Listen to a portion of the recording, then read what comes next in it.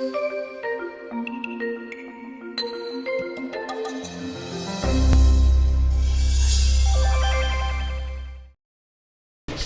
student services, student services light awards. So this is our workaround for funding scholarships. We hoped to use some of our budget to fund actual scholarships, but due to our status as a trustee organization, we could not legally create a scholarship in many different ways. So instead, we're going to student life awards. They give out financial awards to various undergraduates around campus for various different things. Unfortunately, some of those awards are underfunded, so we're supplementing that with our budget. So that's one thing we're doing. Finals care fair for this semester is starting to come around. I know it seems like finals are a little far away, but we don't really have that many more committee meetings until then, which is really sad. But that's coming together. I'm hoping to use the library as the venue again for that, and we'll bring together all of the academic resources around campus for that as well. Speaking of academic resources, one of our leadership team members, Sneha, who's not a senator, so she's not here, is actually going around to all of the different academic resources on campus and essentially conducting an audit on them to see how accessible they are to all student groups on campus. So what we're hoping for, our expectations aren't really that they'll be super accessible from the start. We hope, but that's not really what we're expecting. What we do hope from them is that they're responsive to our assessment of how accessible they are, and that they're open to making changes for the next year. So stay tuned for all those different reports. We're starting with the Writing Center and the AAC, and we're kind of going from there to the Q Center and so on. So look forward to that. And I think that's everything. Any questions, comments, concerns? Okay, so seeing none, thank you so much, Dalton, for your report. And we're going to move into the report of the Student Development Chair, who is on the WebEx. So I'm going to see if this works, so I can put the mic up to the... Okay. Hello, everyone.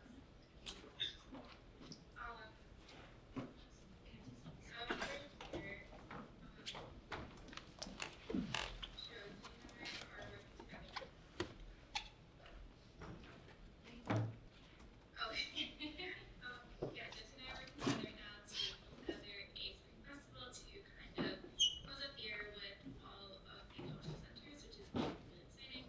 And for Overall Awareness Month, we are working with the Women's Center to bring Miller, who is an author and an advocate for survivors of sexual assault, to campus as well. And we're thinking of doing a free book giveaway with that. So that will also, yeah, that's it.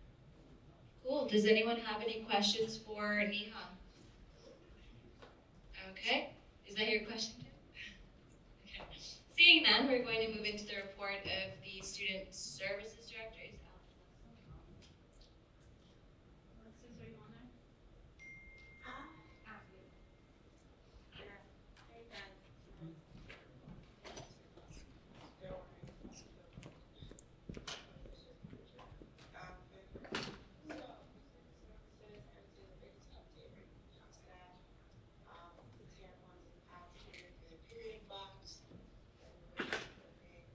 Totes and stickers and menstrual cups.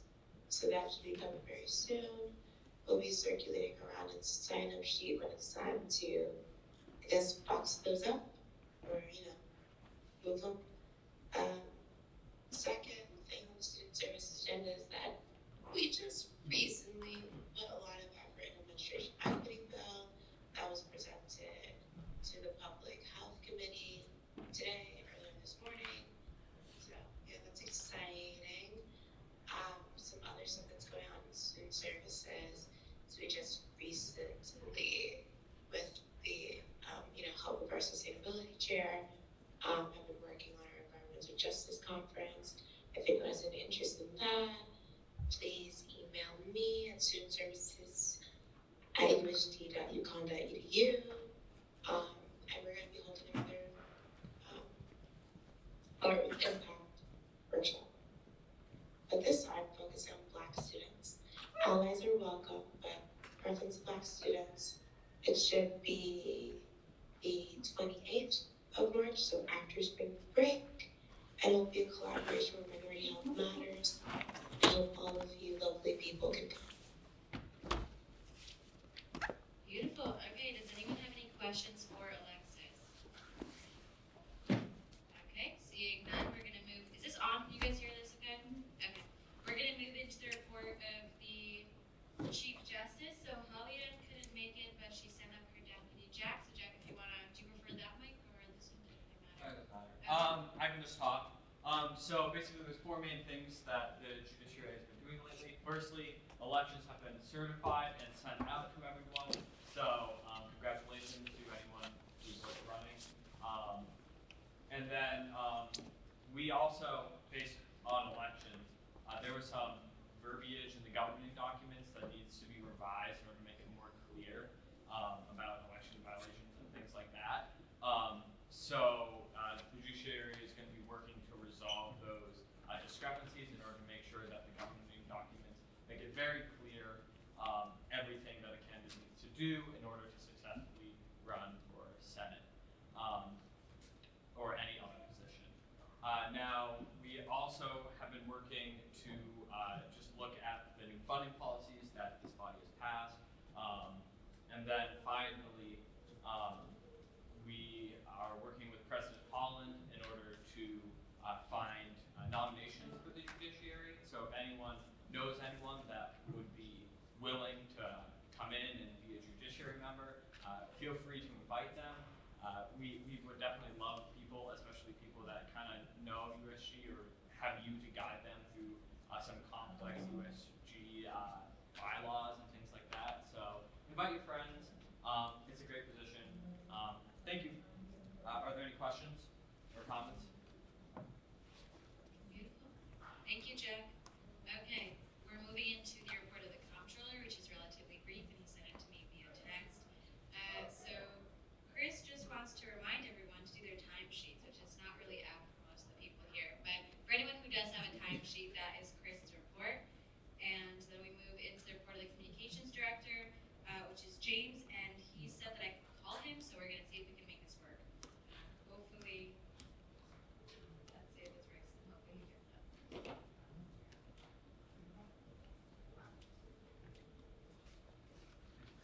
Hey James, we're ready for your report. Okay, great. I'm ready whenever. Okay, go back. Hi everyone. I'll try to keep it brief. I realize this phone setup isn't the best. And also I wanted to mention that I actually have a class in Hartford during Senate this semester, so that's why you all stop seeing my face. But for my report, I will just say that spring elections have been the main focus for the comms team the past couple of weeks. I also want to say a special thank you and shout out to everyone who helped us along the way, whether it was tabling or anything else. And of course, congratulations to all the winners. Apart from that, we spent time on the Husky Market rollout in recent memory, and are also working on a couple other kind of partner projects with other campus organizations. I will be available all throughout spring break. If anyone needs anything, feel free to email communications@usg.uconn.edu or just ask Irene for my contact info. But that's all I got. Awesome. Does anyone have any questions for James? Okay, seeing none. Thank you, James, for calling in. I'm gonna hang up. Is that okay? Yeah, All right. Bye. Have a good class. Okay. We're then going to move into the report of the Vice President, which is going to be given by his Chief of Staff. Peter, if you want to. Vice President-elect. Yes, Vice President-elect. All right, hello everyone. You can all hear me. First thing I want to talk about is probably Husky Market. It's been going great. Thanks to help of Allie, Joe, our Student Services Director, Deputy Director, all our food and security coordinators. We started out with over 1,000 gift cards. We're just about around 150 left. So we've helped so many students to support meals here on campus. That's incredible. Beyond that, looking towards the future, We're looking to hire a new SOC supervisor and funding staff supervisor within our offices. So maybe you want to ask around, maybe that's something you're interested in, but we will be looking to hire those people very, very soon. Also looking towards the future, I know we'll talk about it a little bit later, but Carter and I have been planning our USG Banquet, so definitely save the date. It's going to be Saturday, April 23rd from 6 to 11 p.m. It's going to be a lot of fun. It's going to be off campus, there'll be music, there'll be food. It's going to be really, really fun, chance to kind of recognize our seniors that are leaving our organization. But definitely save that date. I'll also send a link to that RSVP form in the group chat later tonight as well. One last thing I want to talk about is if you are a senior looking to get a stole for graduation, I sent that link a few times in the group chat. I'll keep doing that for the next few days. Definitely your RSVP to get a stole for your graduations. I think that's all for me. Thank you. Any questions for Peter? Okay, and just to clarify, that was Saturday the 23rd from 6 to what? 11 p.m. 6 to 11 p.m. Okay, really specific. Okay, so then we're going to move into the report of the president, who is also unable to attend, and so he has also sent me his report via text. President Collins says that he has no report, but that he's been doing election stuff and school for the past week and a half, and that's all I can give you all. So hopefully that's sufficient. And then we move into the report of the Chief Diversity Officer, Ms. Josie Ann Hamilton.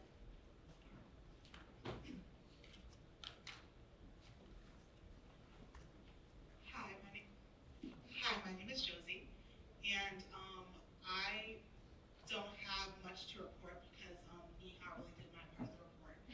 But I do have 2 new hires that I wanted to confirm today. The first one is Marisa, who is online, who will be taking over as the Diversity, Equity, and Inclusion Manager. Marisa's been working in my office for a long time. It's actually only been me and her for a while because people in my office don't last long.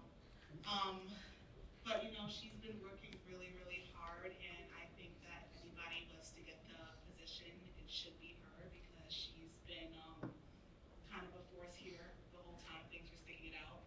And then the next person is my Title IX coordinator, which would be Anya.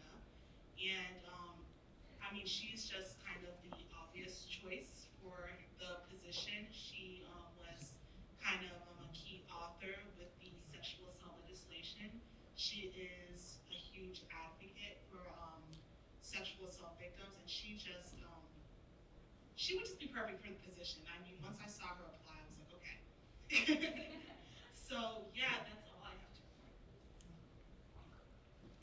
Okay, any questions for Ms. Hamilton? Any questions for Josie? Okay, seeing none, we are going to move into my report, which is relatively minimal. We have had a lot of legislation in the pipeline, a lot of which you're going to see today in Senate.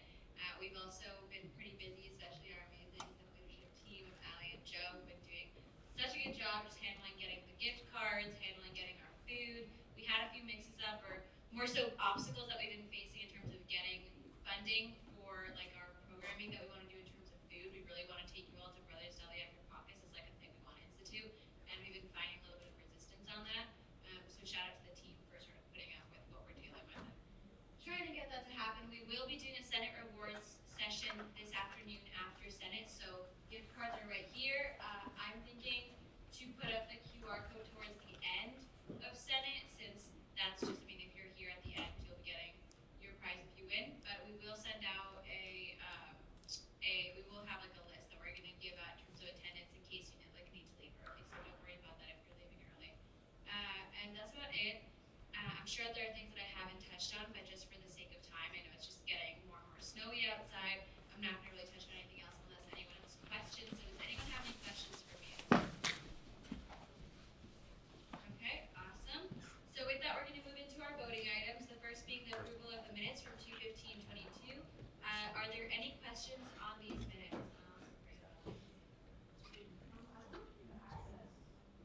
Okay, that's very possible. I can't remember if I changed that.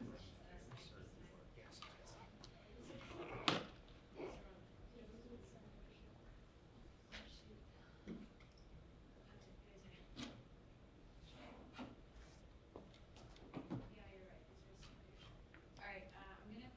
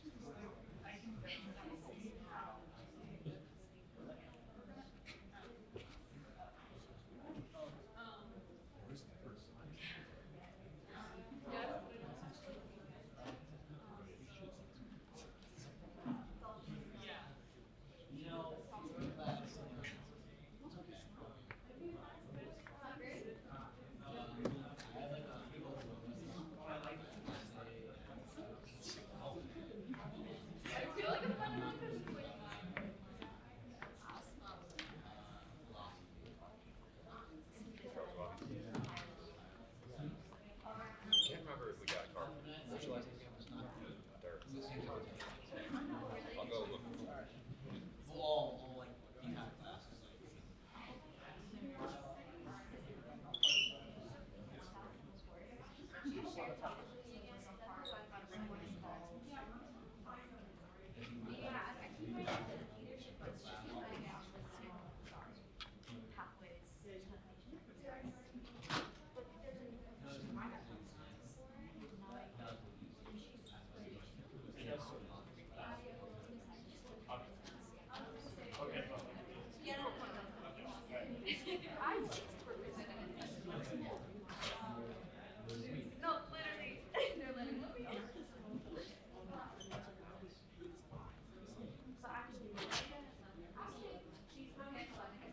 It looks so beautiful outside right now.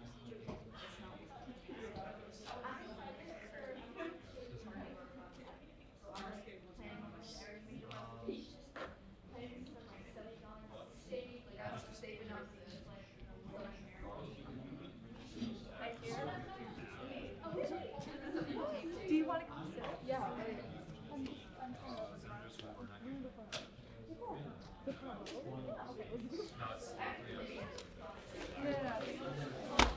That's where like I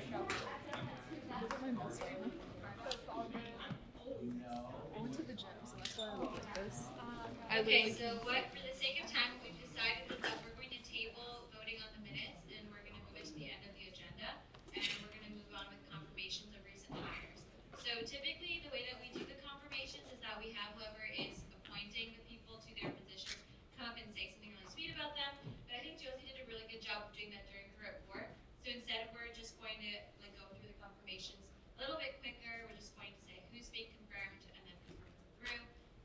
And if I know both of or one of the two individuals is online and one is in person, so if either of you have anything you'd like to say, feel free, just let me know.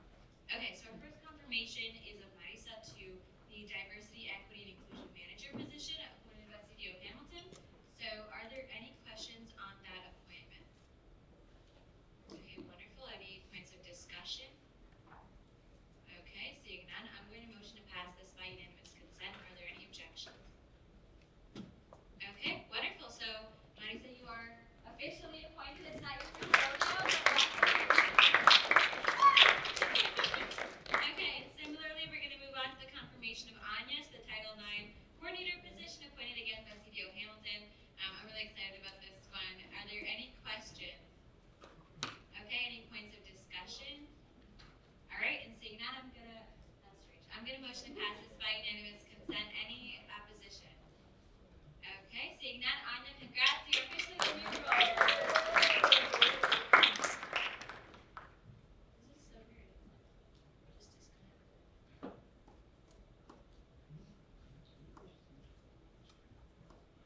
Okay, well, you all have access to the agenda independently, so hopefully that's enough. That's fine. It's fine. We don't need it. Actually, ironically, someone just came in and asked me if I disconnected by itself, which means that we just missed the opportunity to get help on that. Okay, so we're gonna move into. I'm successfully logged out. Jill, look at this. What do I do? Just log her out and leave her dead.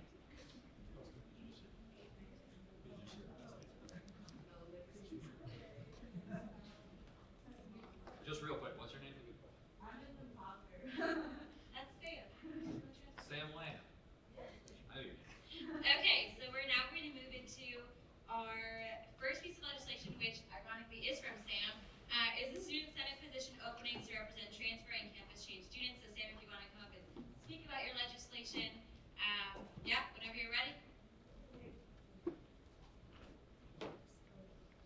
Hey guys. Hello. Is it on? Can you hear me? I don't know if It might not I be. don't know how to be on. There's like a little switch right in the front. You just push it up. Hello? Alright, I'll just speak. Hello. I'm Sam. I'm Sam. I am a campus change student from Uconn Stanford. I campus changed to stores back in spring 2020. Don't recommend transferring in spring 2020.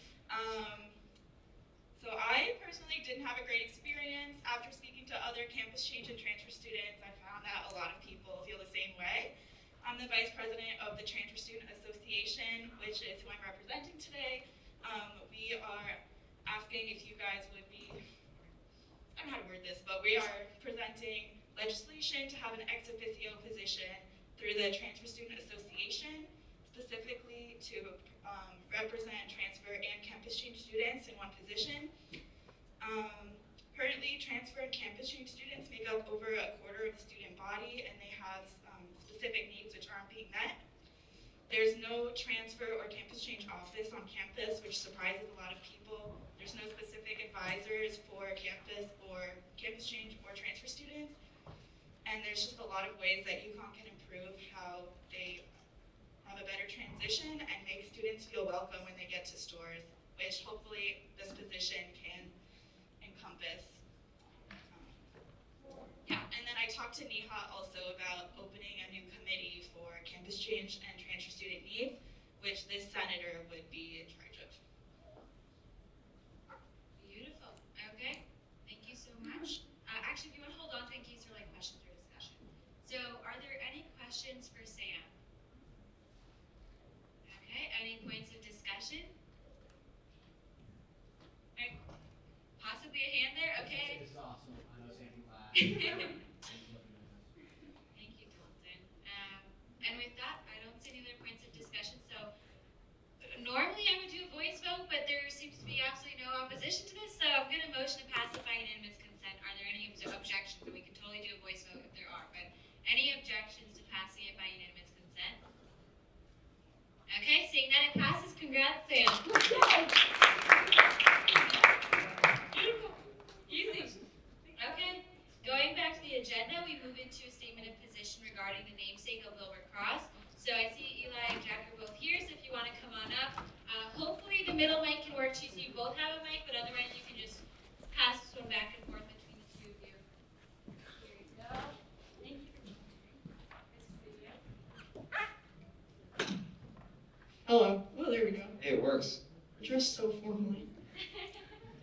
Hi. So we are presenting a bill today, a statement of position on the namesake of the Wilbur Cross building, which is, as you know, probably one of the main buildings on campus, very photogenic, houses a lot of the offices, financial aid, the CSD, like a lot of important things. And it's kind of like it used to be the library on campus, kind of a big monument on the Stories campus.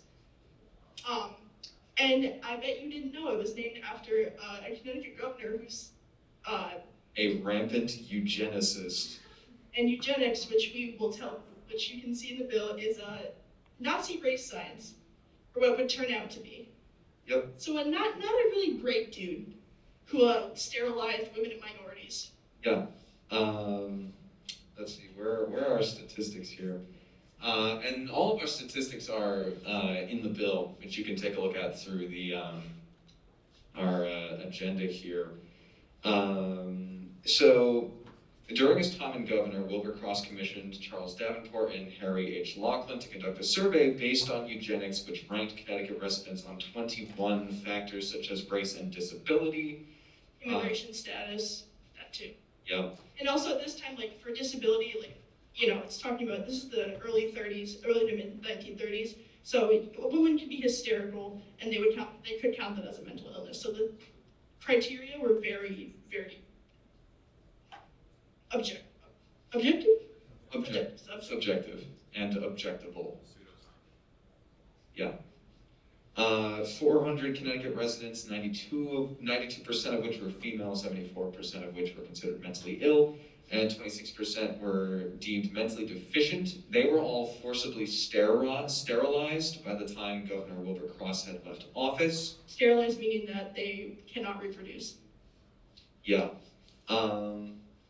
It is our belief that this person should not be the namesake of one of the biggest landmarks on campus. And so we are calling on the president or whoever would be in charge of this to create some kind of subcommittee to kind of rethink naming this bill like a task force. They're really good at making task forces.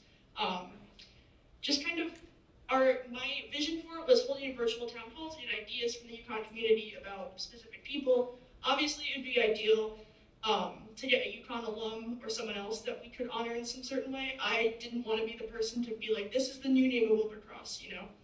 Community input always important, especially indigenous community input since we are on stolen land. I don't think we have anything on campus named after anyone indigenous. So, holding a town hall, creating a task force, creating an action plan. Yep. And that's basically it. Beautiful. Are there any questions for either of the authors? Okay, seeing none, are there any points of discussion for either of the authors or for this piece of legislation? Yes. Show us a hand up. That's not my question. So I do have one point of discussion. We were in student development discussing this a few times, and it's like quite startling connection to Nazi science. And a problem we were having at first is like when to format like that this science was also used by Nazis. It wasn't used after Nazi Germany, but it's important to note that there is sufficient evidence to believe, because Nazi scientists got all of their research from American scientists, which were already racially bigoted and all this other stuff. I believe there's sufficient evidence for a sample of 400 people to believe that Nazis could have used this guy's work in their own eugenics program. I also want to say that it's good that we didn't go further than creating a task force, because I was talking to Eli, I was talking to Irene yesterday about possible problems with like budgeting for renaming the building and like getting signs and re-etching the stone and all that stuff. So in an effort to not strike down the legislation, we wanted to sort of limit it to the like the town hall, and then they decide what happens. To clarify, we don't want to etch out, we don't want to, for historical purposes, but also just because it's not necessary, we don't want to necessarily chisel out the stone. Just changing the sign in front of the building, which I cannot believe would be that much money. Like, it's just a name. Also, it's not interesting. It's important to note that the two people he commissioned for this, by the way, were like lead people in the field of eugenics. He knew what he was doing. They knew what they were getting into. And sure, it was the 1930s, but there's no excuse. And there's no way there's no reason for us to put up with this any longer. Bad dude. Okay, any other points of discussion on this legislation? I see Jack has a point. Yeah, so going into, I looked into this a little bit more because I was a little surprised. And going into this, you take most of your points from somebody named Black in Black's argument. However, there's also, I'm not sure whether you looked at this, but Daniel Kevs, I can't pronounce his name, who argued that Governor Cross did not actually support the eugenics survey, and the survey wasn't actually officially supported by him.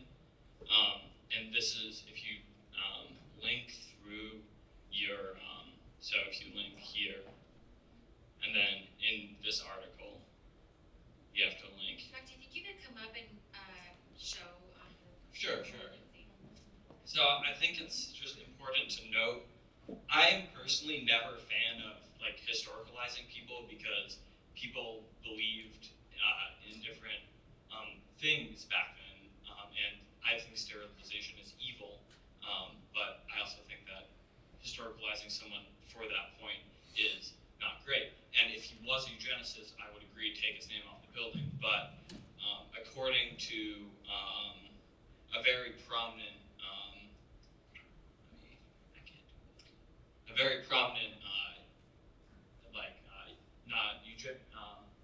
someone who studies the issue, he wasn't. How do I actually click? I'm not, sorry. No, I'm not. So if we scroll down in this article and then go here, more recently there has been debate about the level of responsibility Cross bears for the direction the survey ultimately took. If we click that, it brings us to this article, which gives us both of the arguments around whether or not Wilbercross was actually responsible for the survey and the direction that the survey took. So I think it's important that the senators here do look at least at the other side of the argument, whether or not you think that sterilization is bad enough in itself to take off Wilbur Cross's name off of the building. It is at your discretion, but I think it's important to know that there is another side of this issue, and Wilbur Cross is most likely not this eugenicist Nazi scientist. So I just think it's important to know that. Thank you. Something I wanted to make note of. Sure, we took this report, originally when I found this actually was a couple of years ago when I was in Senate office hours back when we had that, looking at a site compiled by the University of Vermont for people who have studied this, and that is cited in the bill, for eugenics in different places in Connecticut. Now, the article that you brought up, I don't think that 175,000 number is correct. I don't know where they got that from. But nevertheless, the state commissioned the report, and Lamont, Lamont, Jesus Christ, Wilbur Cross is head of the state and represents the state and the state's interests at the time as the governor, so. I hope this is on. Okay, yeah, I just wanted to voice my support for this bill. I think that regardless of whether or not the survey played a role in Nazi eugenic science, I think that nonetheless, the commissioning of this survey and the ways in which it was used, doesn't matter what time period it's in, it's still really despicable, and I don't think that we should have its name as one of the most prominent buildings on our campus. So I'd just like to thank you guys for writing this. And just to reiterate, we don't want to scratch their name out of the building. We do want, we still want historical preservation of the building, and but again, changing the sign, not that much money, not that much effort, would still make a big difference. Yeah, I would just, I turned it off, sorry. Yeah, I would, oh, there we go. Okay, I would echo everything that Anya said, and also say that I think our campus could really benefit from having like a more diverse list of names, and not just like people who have been dead for like hundreds of years and all that, and also just not all white men. I think that would be really nice. So yeah, thank you guys for putting this together.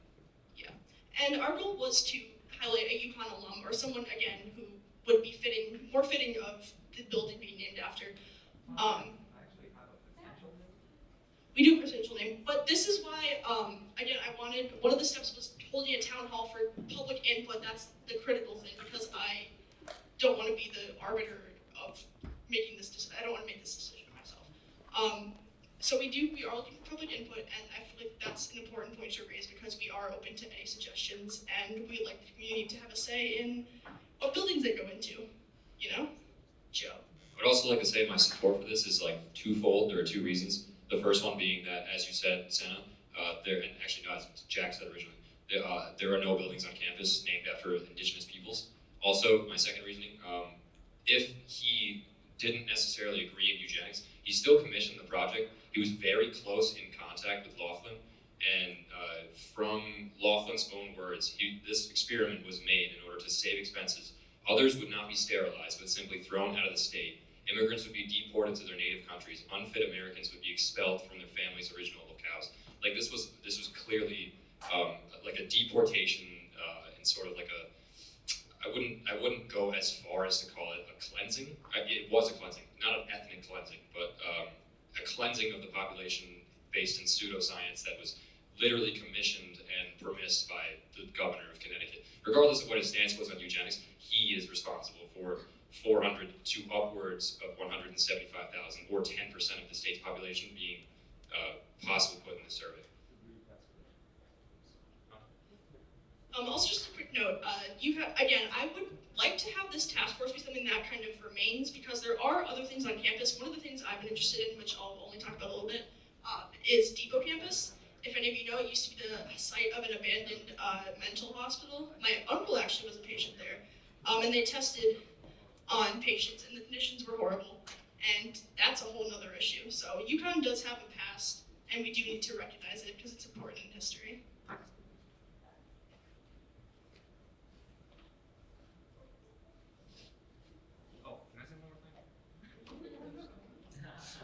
One final note is that this isn't like the first time this school has heard about this issue. People have been talking about this issue since like the 60s, the 50s. Like people have known that he took part in stuff like this, and he hung around this kind of crowd of evil doctors. So this is certainly not a new issue. It's the repetition of the same kind of griefs that were given before with the same counterclaims. It's just the same argument again in 2022. Again, just wanted to reiterate that these people were top in their field. They were known. They weren't just some random guys who thought like, oh, maybe these guys could be scientists and legit. No.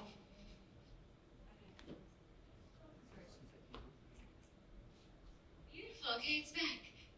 Okay, so thank you all for your presentation. Does anyone else have any questions before I move into a vote?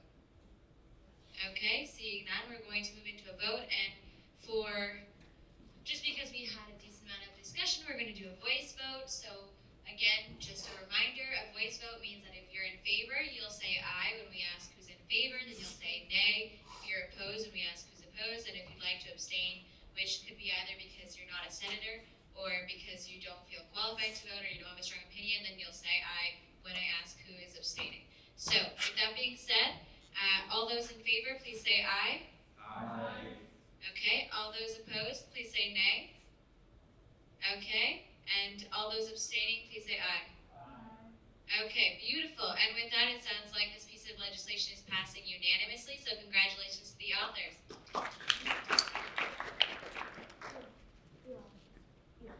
Okay, and with that, we're moving into our third piece of legislation, which is a resolution on the reconstruction of sexual assault education at Uconn. So could the authors please come back up and present the legislation?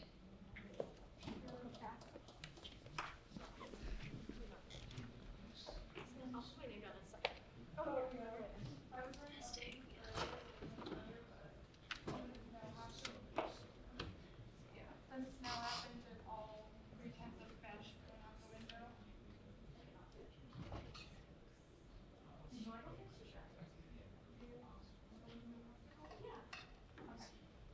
Okay, guys, so this is me, Abby, and Aru's legislation on the reconstruction of sexual assault education at Uconn. So I'm pretty sure it's no secret that sexual assault is a pretty big issue at Uconn, and that our education training is very, very low. Actually, it's like just barely meeting federal standards.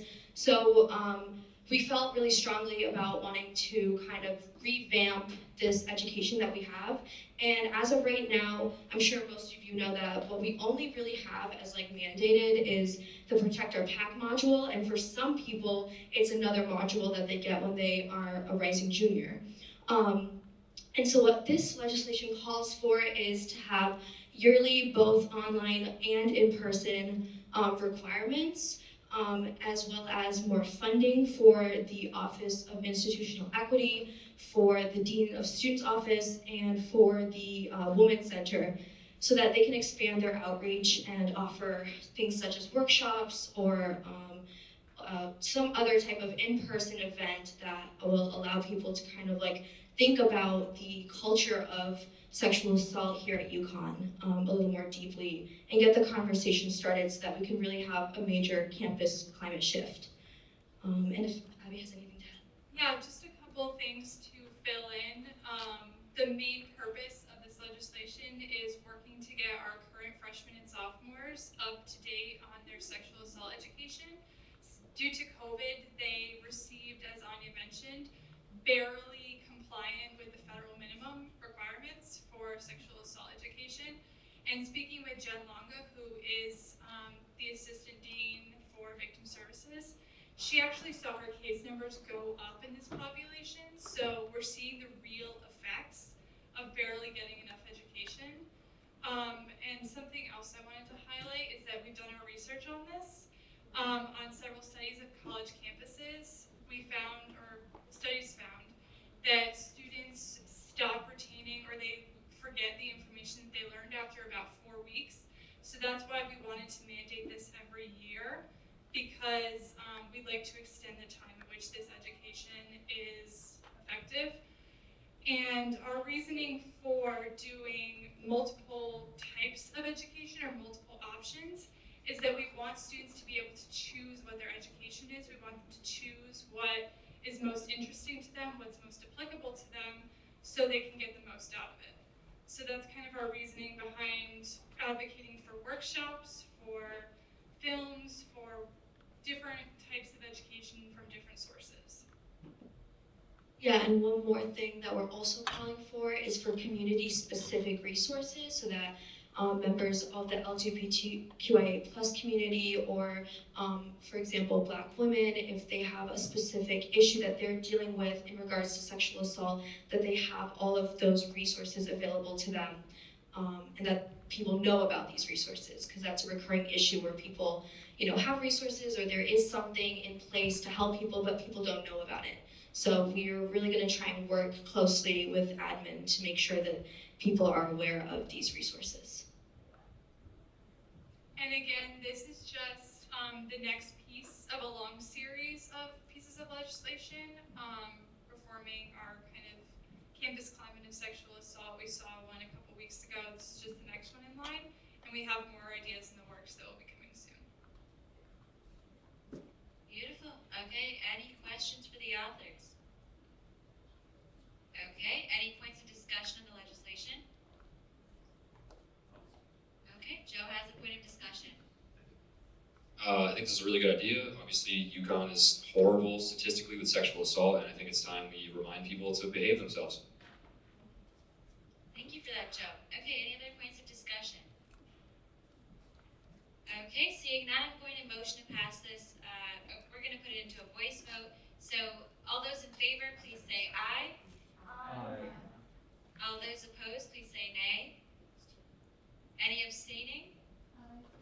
Okay, and with that, this piece of legislation passes unanimously. Congratulations to y'all.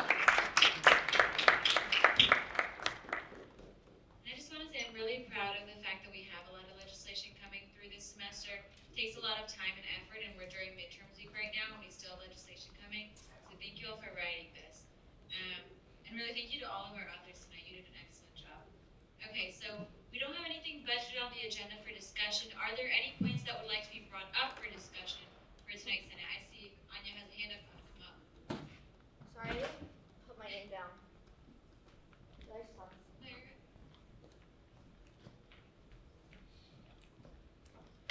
Okay. I had an idea, and I was hoping that anybody here, if you could help me, just let me know if you have any connections in the Rainbow Center or if you have any interest in working on this with me. But I was talking to one of my friends who goes to Boston University, and they were recently telling me about a gender-affirming product drive that they have going on, which I think is something that'd be really cool if we brought into Uconn. Basically, the way that it's working at Boston University, as far as I know, and possibly other schools as well, is that they have basically donations, gifts, like monetary gifts. They're not being funded by their school, which I think is something that Uconn could probably do better. But basically they're providing gender-affirming products such as like binders, trans tape, things like that to students who otherwise would not be able to have access to them. So if you have a barrier to either affording it or for some other reason you don't have access to these products, that the school would provide it for you. So if anyone is interested in anything like that, let me know. Thanks. That is such a good idea. If anyone who's interested wants to maybe come up to Anya after Senate, that might be, I think, the best way to streamline that process, and we can also maybe talk about it at caucus. It's just that the next caucus doesn't come up for like another 2-3 weeks, so if you're interested in getting involved, please reach out to Anya. It's a great idea. Any other points of discussion? Anybody have an idea they want to put out there so it's on people's radar? I don't want to put anybody on the spot. I'm just going to say real quick to Anya, you might want to collab with student services on that. Alexis is obviously really busy, but she can definitely help you on that. Okay. Awesome. Okay, so with that, we're going to move into announcements. There's nothing in the chat that I can work on.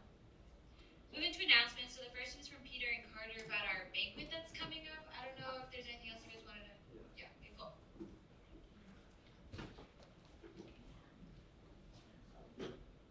Hello, everybody. So, as Peter mentioned before, we're working on a banquet for USG. Like this. Okay. So, as Peter mentioned, we're working on a banquet for USG. I think the majority of you guys are in the group meeting. We're sending out a form that we need you guys to fill out. It's due no later than March 23rd. It's basically just if you RSVP to it, it means that you are going. Like he said, there's going to be food. This will be an off-campus event. It should be pretty fun. Looks like there'll be an opportunity to have a +1 too. So if you wanted to bring a friend, it seems like a pretty good option. but that's pretty much it. So if you guys, when you guys get the form, it'd be super helpful. You can fill it out, and then we can get back with some more information for you guys. So that's it.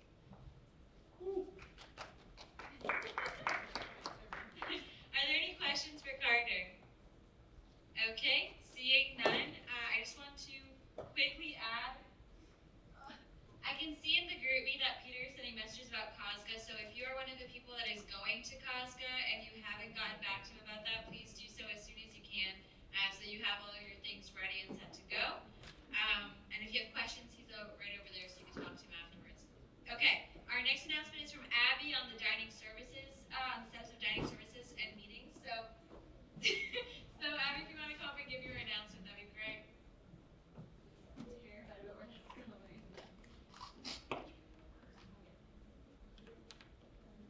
And so my report is about to-go containers. I wanted to do it at Senate instead of doing it in an individual committee because I know there were a lot of hands that touched this project, and I wanted to give an explanation for why neither of those pieces of legislation that we passed are unfortunately going to work out at all. So we cannot do disposable to-go containers, and we will not be able to do reusable ones either, for a lot of reasons. We can't do the disposable ones. One, because they're such a huge cost. It was $300,000 per semester, so that's a lot. And I was not going to take that as the only excuse. That's not the only reason why we can't do it, but that's definitely a huge one. So for the reusable ones, we would have to go, according to dining services, through the board of trustees to approve that. They would need to change the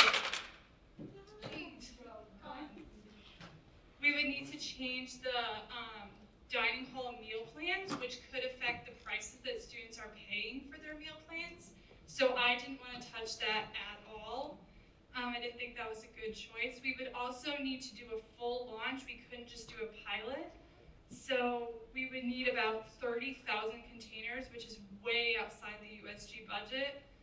So that's one of the reasons why we're not doing reusable containers.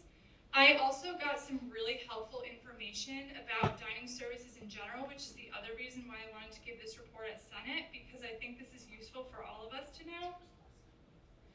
So currently they're having a really, really huge problem with understaffing to the point where it's affecting kind of all of us.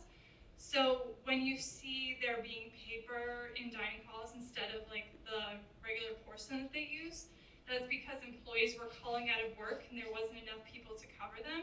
So that's kind of why we're seeing this paper happening, and it's also why grab and goes haven't opened yet. So I don't think the freshmen or sophomores will remember, but before the pandemic we had these rooms or like these places in dining halls that were open pretty late, and you could grab and go meals, like just take them and go and use your flex passes that way. So they were entirely student run, but the reason that they're not open right now is because they don't have enough employees to run them.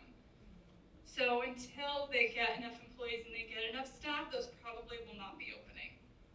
Another thing is we were talking to dining services about how we could get more employees, because obviously we want to bring back things like grab and go, and we want to do reusable containers.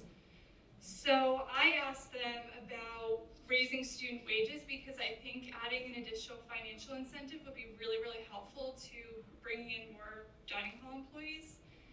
But unfortunately, they told me that they couldn't raise the student wages because then it would be too close to the wage of the full-time people, or it would exceed the full-time wages. Yeah, exactly. So that's why we can't raise student dining hall employee wages. So maybe that's something that we need to be working on. Maybe that's something that we can do to help, but that was a problem I was thinking. Yeah, that's pretty much it. Just one other small thing to know is that they run every semester or year a Give a Meal program in which students can donate swipes to students that are food insecure. So those swipes go into the Student First Fund, which directly goes right to students that have a demonstrated need for food insecurity. So USG will be partnering with them next year or next semester to help publicize that more. because we're not kind of achieving our goals with the reusable to-go containers and helping to combat food insecurity on campus, we wanted to do this other initiative in place of that so we can kind of achieve our goals in a different way. So yeah, that was my announcement. Thank you. Wait, before you go, Abby, does anyone have any questions? I know that's a lot of information. Okay, well, you know where to find it. Thank you so much, Abby, for meeting with Dining Services and for your updates. Seriously. Yeah. Okay. So it's occurred to me that we actually never went back to the minutes, so we're quickly going to return to approving our minutes, which are now updated, and I'll share them on the screen in case there's anything that anybody would like to amend. And if you find that you have difficulty in terms of like spelling things with your name, if you could just like text it or like email it to Sophia, because it's difficult to like read handwriting, and that's usually where like we get the names from. So does anybody see anything that's worth amending on the minutes from 2/23/22?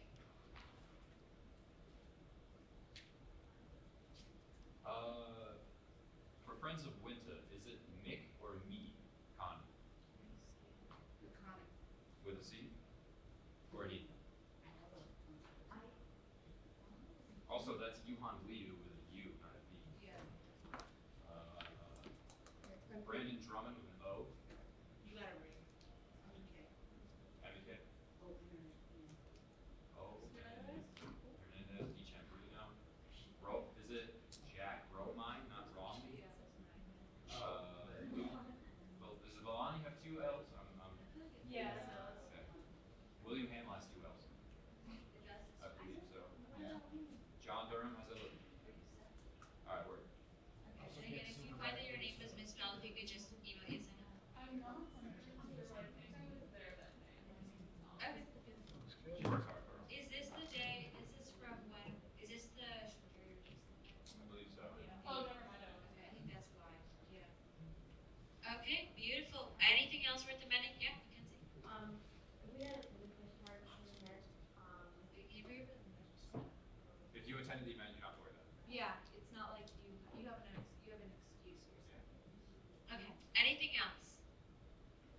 Literally feel my toes the same. Okay, so seeing none, I'm going to motion to what we've done. Let's say that those were questions. Any points of discussion on the minutes? Okay, seeing none, I'm going to motion to pass these by unanimous consent. Any objections? Okay, beautiful. So these minutes pass, and we can return to our announcements. Okay, so our next announcement is from the Comptroller Elect. Some of you know him, some of you don't. So for those of you who don't know him, I think it's rather apt for Ben to give an introduction wherever you prefer. Plays a mean man. Two and a B man. Yeah. Okay, hi everyone, I'm Ben, I'm the Controller Elect. I am here and I've been going around to all the committees because I really want to meet all of you, I really want to work with you on all of your priorities, specifically anything that would involve purchasing things. Anya, let's talk. But I really just want to get to know all of you, make sure that that I have good relationships with you. I'm going to have some bylaw amendments coming up in the next couple weeks. So yeah, I'll be hanging out afterwards. Come talk, say hi. Beautiful. Thank you, Ben. Thank you for introducing yourself. And Ben will be here afterwards if you want to speak with him. Next, we have an announcement from the Deputy Speaker, Ali.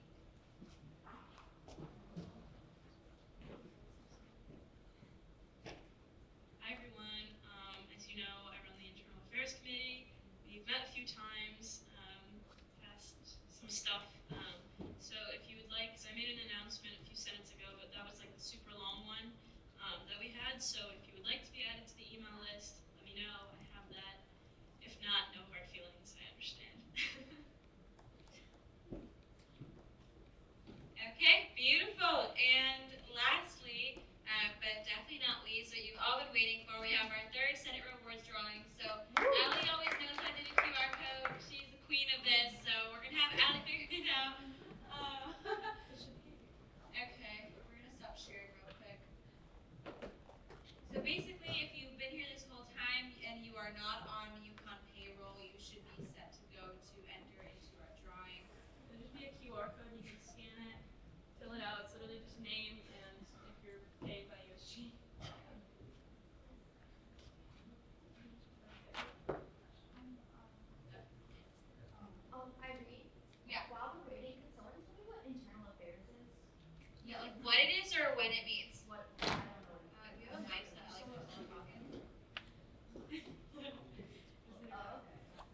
So internal affairs basically deals with like a bunch of stuff like within USG. Like we passed the like funding bill amendments that Chris had a little while ago. Just basic stuff like that, stuff within USG. Different things about like Senate seats and things like that. So most of it is just kind of like discussion. There hasn't been a lot of legislation going through recently, but yeah. Okay, is everybody all set with the QR code? If there's anybody who's not all set, is there a way for us to get this on for the online people? Because Yeah, a lot I of people sent online. Okay. How do we have online for that? Is it like recording? I think it's this one. Jeez, yeah, I think it is now. Okay, so I am going to pull up our random number generator.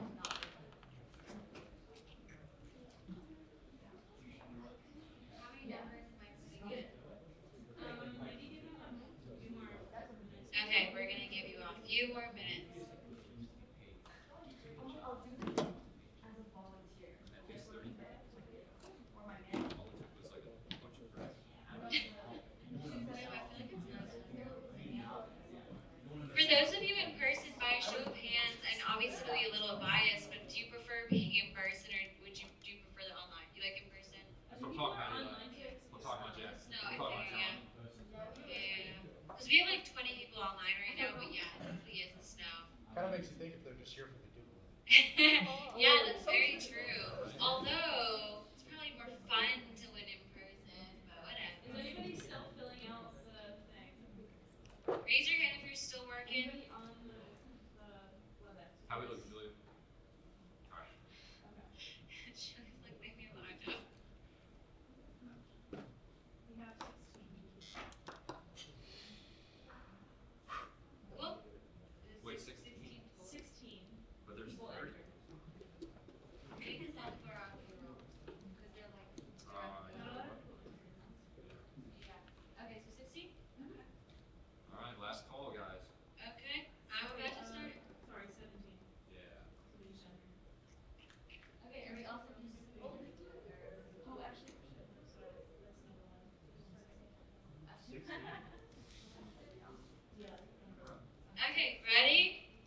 No, I won't. I know this. Wait, actually, Adam's. Are we gonna do it like this one is for the most? This one. Are we gonna Other people should. Do 17. Adam's still in trouble with that. Okay, we're about to do the first number, and the first person who wins is going to be able to choose out of the options, which today are 1 to Dick's Sporting Goods, one to Domino's, and 1 to Barnes & Noble, with the Barnes & Noble being 50 and the other two being 25. Okay, cool. Okay, so our first number is number 10. So who's number 10? Number 10 Who did it? is. Wait. You want to announce it? I'll ask. Yeah. Wait. I'm doing great.